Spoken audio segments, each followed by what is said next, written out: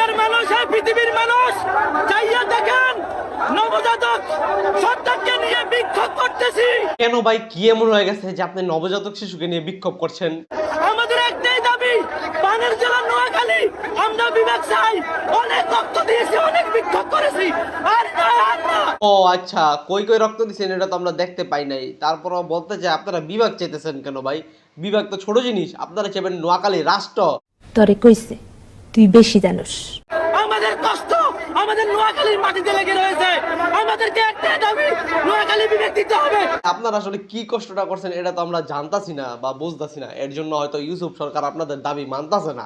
নোয়াখালীতে কিসের কমতি আছে এই কথাটা সবার কাছে জানতে চাই। নোয়াখালী বিভাগ চাই, বিভাগ চাই, বিভাগ চাই। নোয়াখালীতে কোনো কমতি নেই, এর জন্যই তো আমি বললাম নোয়াখালীকে ইউনাইটেড স্টেট অফ নোয়াখালী হিসাবে একটা আলাদা দেশ বা রাষ্ট্র গঠন করে দেওয়া উচিত।